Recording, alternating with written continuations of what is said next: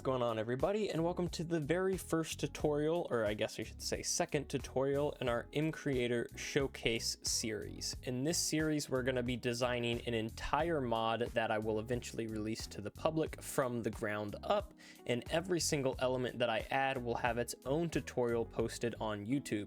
The idea here is that hopefully by the time I'm done, I not only have a fun and playable mod for you to play, I also have a full set of tutorials so that anyone watching these videos will be an absolute pro at using Mcreator 2025.3. Today's video is going to be on adding a custom ore. So I'm a big fan of organization, so I've already added a few folders here just to keep our workspace organized, one for ores and one for miscellaneous things. First thing we're going to do is actually come down here to the resources tab and make sure that we have all the resources we are going to need to implement our ore. As you can see here, the ore that we're going to be adding is 10. Now, first off, I will address the fact that you can use the special tools tab up here and create a material pack up here, an ore pack, I guess I should say. And this will pretty much automatically generate all of the textures you need, all of the items you need. As you can see right here, it creates the ore block, the ore item, and some basic ore recipes for you. But we're not going to be using that in the video. We're going to be doing it the old-fashioned way, as I find that this tool is a little bit lacking, and it's a little bit better if you just kind of do it the hard way yourself. Our tin ore is going to be modeled after copper ore, so all of the values and things that it has will mirror or reflect the existing copper values in game, but I will try my best to point out when a number or value is picked arbitrarily or when it is specific to that block that you should also have. You may notice that we don't have copper doors, or I should say 10 doors, or 10 trap doors, 10 bars, 10 chains, 10 lanterns, 10 tools, or 10 armor. All of that stuff will be added eventually to this mod, but we're going to do that in its own dedicated tutorial, as a lot of that stuff has some special stuff going on, and there's already enough going on with just the items we do have to give us a full tutorial video. So for now, we are just going to be doing the chiseled grates, the cut tin, the two different types of ore, raw tin, 10 blocks, did I say 10 grates? Chiseled 10, you get what I'm saying. And then, of course, the basic items. In order to get your textures in, you can make them in a third-party site, save them to your computer, and then import them. Just make sure that you import block textures if it's a block, and item textures if it's an item. Or you can just use Mcreator's built-in texture maker, press create texture, leave all of these values by default, go ahead and press create, and just make your texture right in here. We already have all of our textures made. In fact, we have everything made. I'm just gonna go ahead and show you what I've done. So we're gonna come back to our main elements tab, go to ores, go to 10, and you'll notice we have it separated into 3 categories. We have blocks, items, and then the supporting elements. We're going to start just by taking a look at the blocks and the items, and then I will explain all the supporting elements we need in order to get them functioning like real ores and real blocks in the game. Starting with blocks, we have our 2 different types of ore, our tin block itself along with our raw tin block, our tin grate, our cut tin and its 2 variants, and our chiseled tin. In order to add a new block, just come over here to the plus sign.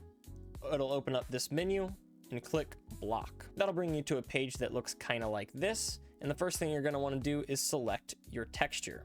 We already have our tin ore texture selected, but I'm going to show you a quick and easy way to fill in all of these images. If you just click the left image over here, whatever you select right here, it will automatically populate all the rest of them as long as they are empty. So if you ever add a block where every single side has the same texture, the easiest way to fill this out is to just start with the left one and it will automatically populate all of them. You'll probably notice that we have lots of other options in here, but for our ore, we don't really need to select any of these as our ore doesn't have any rotation, it's not waterloggable, it's not transparent, and it is a basic block. It's not any type of stair, slab, end rod, or anything like that. We will mess around with some of these values for some of the other blocks, but some of these things like block item texture we won't get to today, but I promise we will cover them at some point in this series. We don't need to change the bounding box, we don't need to add any block states, we don't need to add any animations, which brings us straight to the properties tab. Make sure that the name right up here is correct, however you want the name of the block to appear in game. And then our first option is to pick the hardness and resistance values. These hardness and resistance values mirror copper ore from vanilla Minecraft. Just go to minecraft.wiki and search for copper ore, iron ore, or anything like that if you ever want to make your values mirror the existing ones in game. The rest of these values in this blocks do not need to be changed. You should be able to leave them all as default. Some of them might be a little confusing, but most of them are pretty straightforward. We're then going to come down here. This block does have an item form. I do believe all of this is pretty much the same as default as well, except for the inventory tabs. Currently, we only have this added to natural blocks, as this is a block that spawns naturally in the world, but we want to add it to our very own custom creative tab that we have right here. You may be wondering how I made a custom creative tab, and the answer is I just came over here and pressed add and then selected creative tab. It is stored in my miscellaneous folder along with a few other things that we will get to later in this video. I'm not going to make a dedicated tutorial on how to make a creative tab, as I'm sure you can figure this out. Back in our ore, we want to come up to our drop properties and we want to check our custom loot table. Now you could go ahead and add the raw tin or raw whatever item right here and change the drop amount to your liking, but that drop amount is going to be consistent, the same every time, and it's also not going to work with Silk Touch or Fortune. So by using a loot table, we make it very easy to integrate our ore into vanilla Minecraft so that it behaves as the other ores do. We will explain how loot tables work and how to set up your loot table in just a moment. But moving on, down here, this block will require a pickaxe for the drops, and it has to be a stone pickaxe. So make sure that this box is checked, that pickaxe is selected here, and that the tool tier is stone. We also want to change the sound properties to match with stone blocks so that it doesn't sound like dirt, which is ground, aka the default value. But if you want, you can of course use your own custom sounds as well. If you want to import and add your own custom sounds, come over here to Workspace, Resources, go to Sound Files, and then import your own sounds. Note, they do have to be a .ogg file or .ogg, and we will go through some of the specifics of how to do this in a later tutorial. For now, stone is just fine, so we're going to change it back to stone and move on to advanced properties. Almost everything in here is pretty much optional for at least this block, but this is where you change things like redstone properties, bone meal properties, flammability, how it reacts to being pushed by a piston, AI path nodes, the block color on the map, which we have actually changed to be stone, and the note block instrument, which we changed to be bass drum. Both of these match what a vanilla ore would be. We don't need to change the block entity, the energy and fluid storage, the triggers, or even the generation, as we're going to use another element to handle our generation. We don't actually want to use the built-in generation in the block because ores generate as two different versions. We have the regular version and the deep slate version. So if you actually checked this generation, it would only generate as regular ore and not deep slate ore.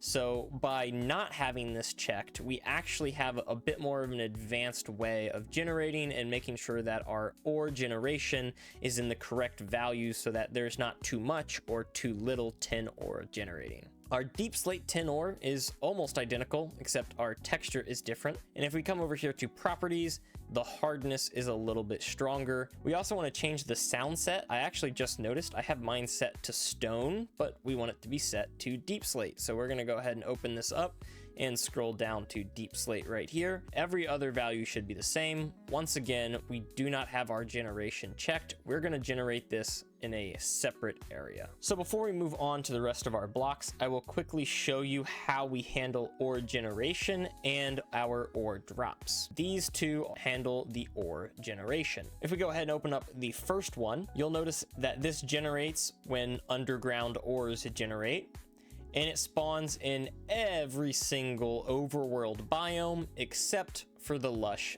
caves. This is very similar to how copper ore generates. Copper ore generates in 2 batches, which is why I have 2 batches right here. The first one generates in every overworld biome except for dripstone caves, and the second one generates in only dripstone caves. So to kind of mirror that, I have decided to do the same, but for lush caves. You can of course select whatever biomes here that you want. And if you want to make it a little bit easier on yourself, instead of adding an entire list right here, you can also add a tag. And I will briefly show you how to create your own custom biome tags. You're going to want to come back to the workspace, click on element tags right here, and then add a brand new tag. The tag type should be biomes.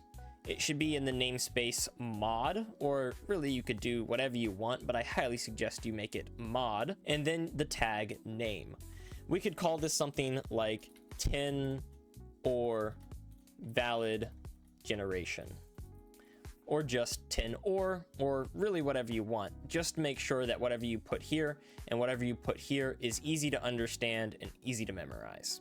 If we go ahead and press OK, you're going to see we now have a biome tag under our mod namespace with the name 10 ore valid generation. Inside of this tag, you'd pretty much do the exact same thing that I did in here up in my regular ore generation. You just select whichever biomes you want that the 10 ore can generate in, or whatever ore you're making can generate in. If we go ahead and select, you'll see that they all appear right here. From there, we can go to wherever our generation is, click add tag, and you should see it automatically in here right there at the top. Or if you don't, you can just type mod : and then whatever it was called. Click OK to add it, but we're okay without it, so we're just going to go ahead and close. If you want, you can add even more generation conditions using a custom procedure here, but we don't really need to do any of that for our ore, so we're going to skip that for today, although we will cover this in a later tutorial. The next thing I did was come over here to ore features and add a ore feature, and that you can see right here.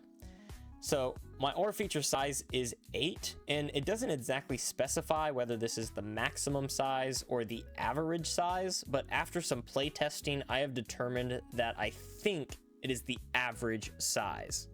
Anyways, in order to mirror copper generation, I decided that 8 most accurately mirrors the way copper generates. The first thing it's going to do is try to replace stone ore replaceables. This is the same tag that vanilla ores use, and if it finds any blocks in that tag, it will replace them with 10 ore. The next thing it checks is if that block is a deep slate ore replaceable, and if it is, it replaces it with the deep slate version. This allows us to have one generation that spawns both regular 10 ore and deep slate 10 ore, so that we have more control over how our 10 ore spawns.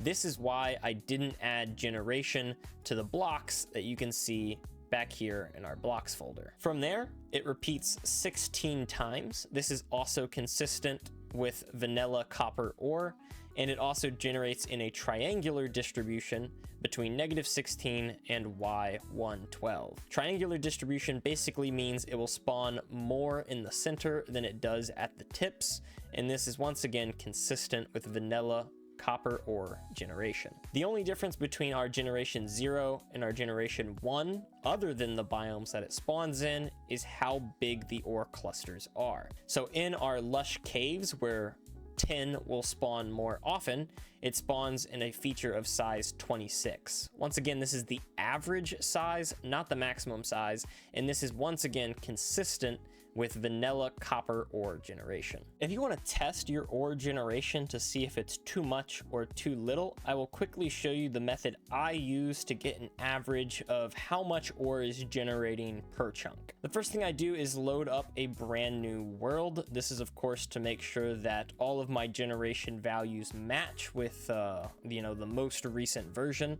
So after I do that, I'll just kind of fly around. I'll press F3 and G to show my chunk borders, and then I will go into spectator mode. Then I'll come up to the very top of the chunk and look at this corner and open up my chat bar and do /fill. If I press space, you'll see it automatically populates with the Y coordinates, or excuse me, just the coordinates of this corner block here. I'll press enter to save those coordinates to the text chat. It will say unknown, that's totally fine. And then I'll come over here to the opposite corner of the chunk and I'll drop all the way down here. You can see I've given myself night vision just so that I can see a little bit easier. And if I come all the way down here to about Y-16, that is of course as low as our ore will generate. I will then open the text chat again, press the up arrow to get my old coordinates back, space, and you see it automatically populates with the new coordinates in this corner. Now if I press space again, air, space, replace, and then my custom ore type. So if I type 10_ore, you'll see that it shows up right here. And if I press enter here, in this chunk, there was 67 blocks of regular 10 ore. If I do the same thing, but instead of doing regular 10, I do deep slate 10. You can see in this chunk, there were 4 blocks of deep slate 10 ore. That's pretty okay with me. It should be somewhere between 40 and 80, unless this is a lush cave biome, which it is not. But let's say that you wanted your ore to match an existing ore in the game. Well, how do you know that it roughly matches? Well, you can do the exact same command, but instead of replacing your custom ore, replace whatever ore you want it to match. So I'm going to do copper and then ore, and if I press enter, you can see that was 94 blocks. So our ore generated slightly less than the copper ore. You can see actually only 67% roughly, or 2/3. And if we do it again, but with deep slate, you can see that number is actually roughly the same. Now you might think, oh, we only generated about 2/3 as much, so we should increase our value from 8 to perhaps 12. And while that might be the case, what you really want to do is do this multiple times, because just the one test that we did right here is simply not enough, as chunk to chunk the ore generation will vary.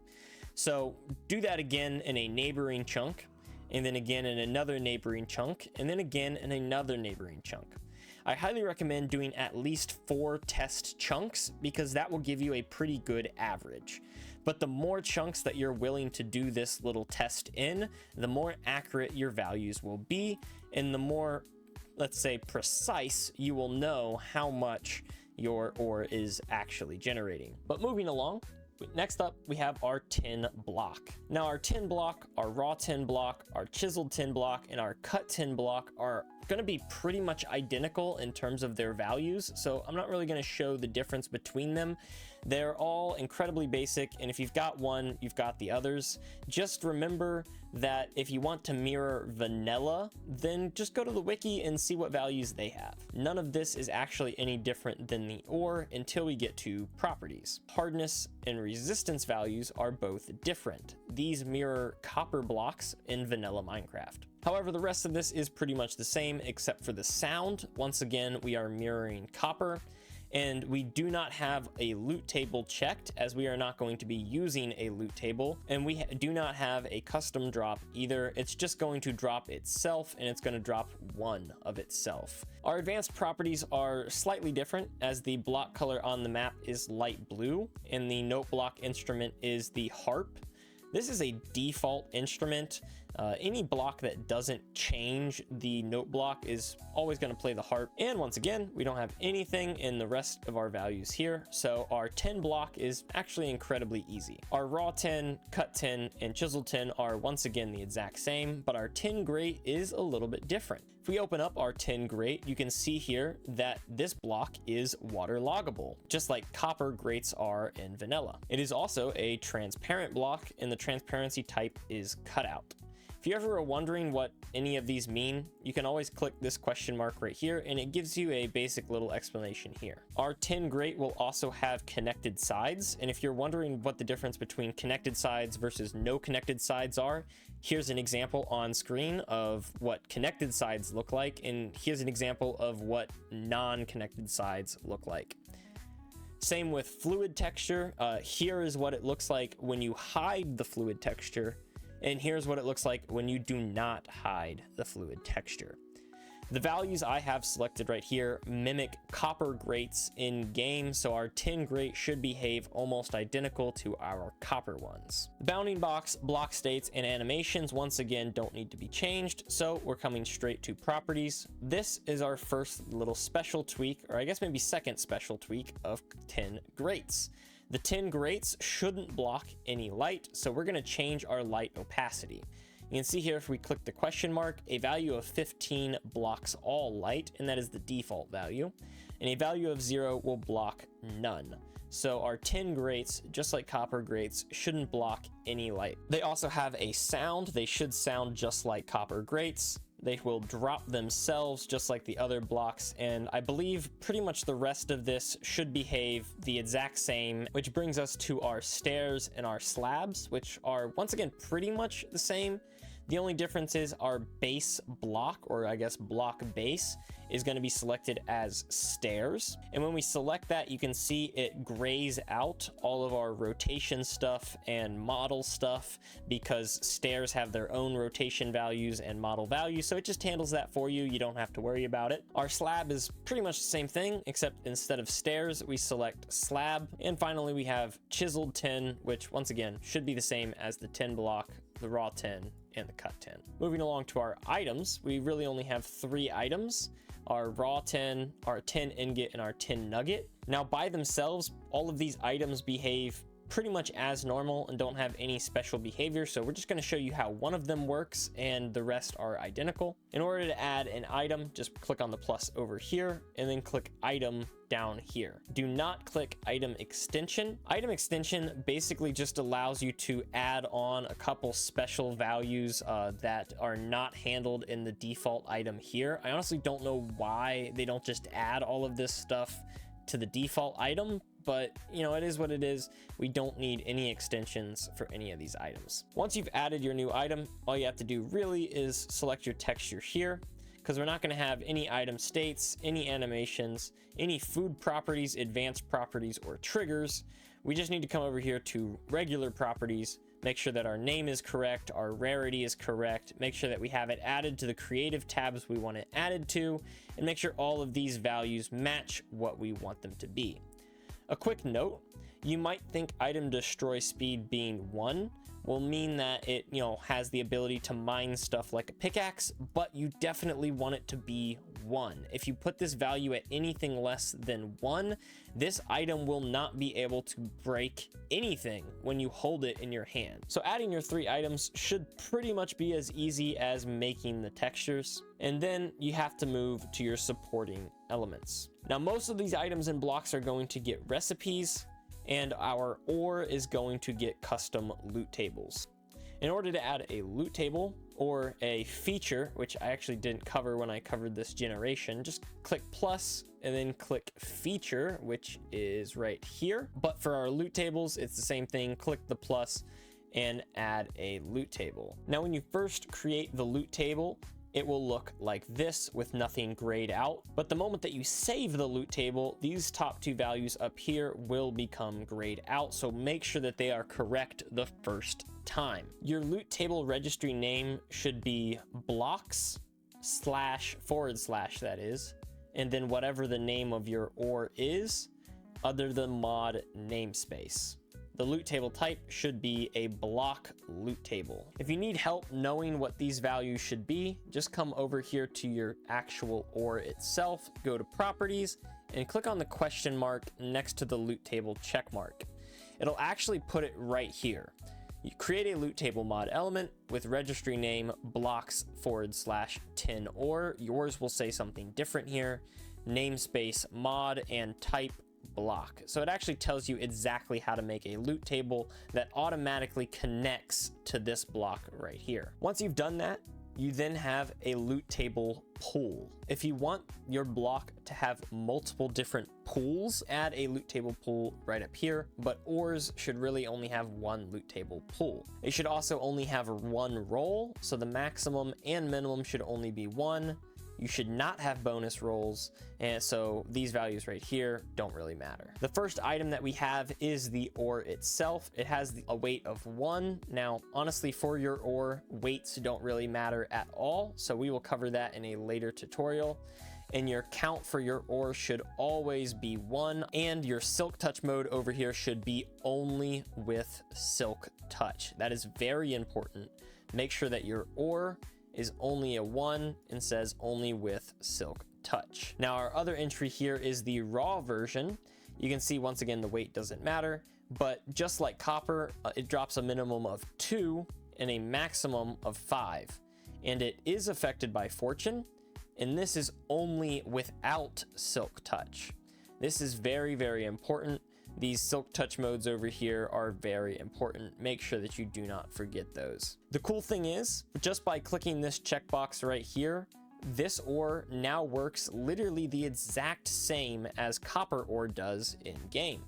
So we can go ahead and save that and we're good to go. Our deep slate ore is very similar, except it has the name provided for me in my deep slate ore. And the ore here is the deep slate ore instead of the regular tin ore. Now we have our recipes. Now you may have noticed that for all of my items, I put the number 0 after these, like recipe 0, generation 0. This is just a best practice when coding. This is what most coders will do. Just by starting with the number 0 instead of 1, it should match up a little bit better with what you'll see out there in the real world. My tin block has 3 different recipes, which might seem odd, but this will actually explain the vanilla tweaks that we mentioned very briefly at the start of the tutorial. In order to add a new recipe, once again, click the plus and then just click recipe. The first recipe is a crafting recipe. This top drop down right here allows you to change between literally every single crafting bench that exists in vanilla Minecraft.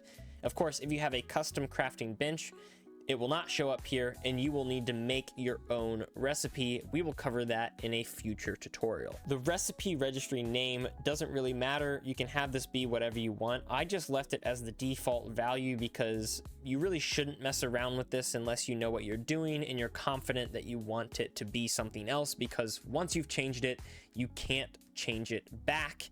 Once you press save, it becomes grayed out. Same with the namespace here. I wouldn't recommend messing around with this, just leave it as mod.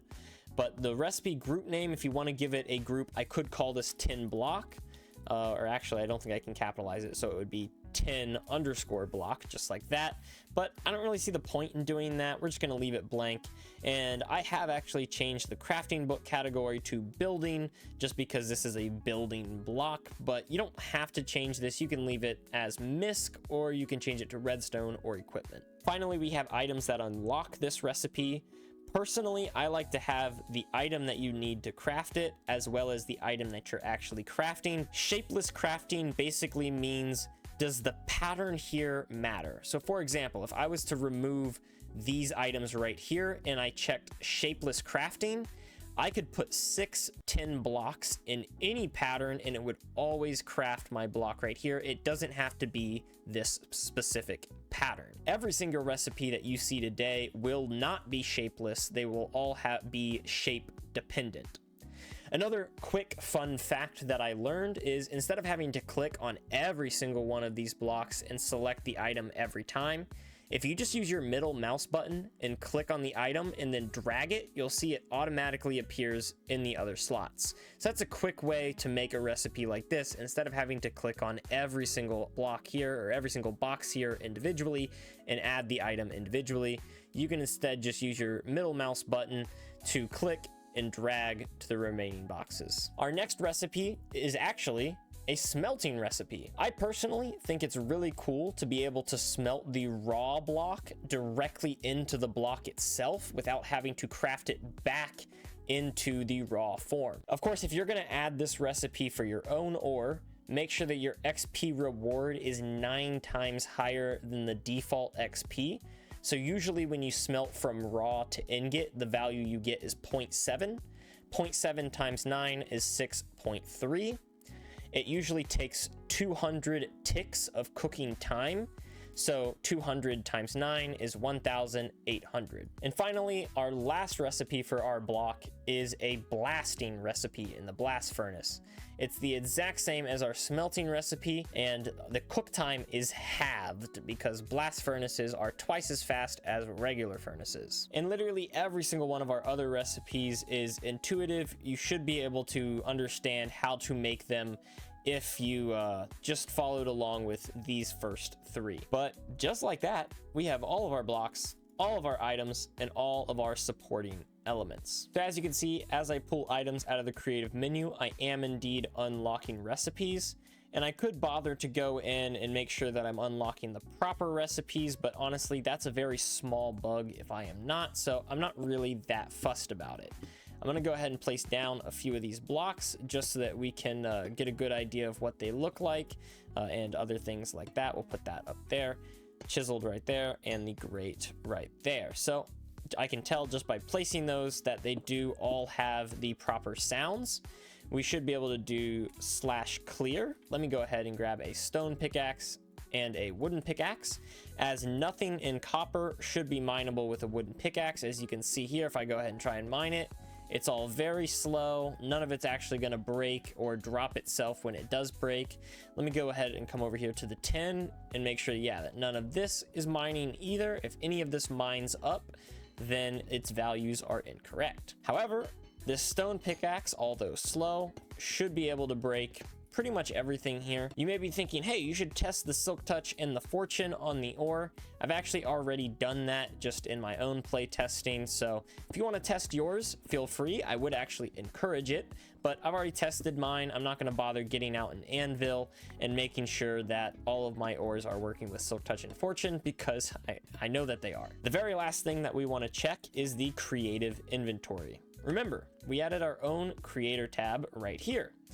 However, everything in here is kind of jangled up in a bit of a mess, and it's added in the same order that we added the blocks and items themselves. And in fact, I actually forgot to add regular ore to this tab. So let's go ahead and fix those just so that our mod is working properly. We can go up here to this circle-y arrow thing, click on it, and this will allow us to rearrange the order that the blocks appear in the creative tab. Just like that, all of our creative menus have been organized.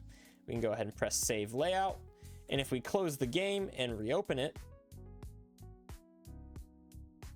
you can go ahead and see that if we scroll down to the bottom of our building blocks here, they are now organized the exact same way. Isn't that satisfying? And then of course, if we go to our own creative tab, they all appear in the order that we have just shown them up. But it's a little bit annoying that this overflows and hangs into the search bar here. I really wish there was something we could do about that. But if there is, we're gonna have to cover it in another tutorial, because that's gonna do it for this one. Thank you all for tuning in. I hope you learned something. If you have something specific that you want to see me do next, go ahead and leave a comment down below. But if not, most likely our next tutorial are going to be custom special blocks, such as doors, trapdoors, lanterns, chains, etc. So I hope you guys are excited. If you guys enjoy this series and want to see more, make sure to leave a like and go ahead and subscribe so that you don't miss it. But until next time, peace out, God bless, take care.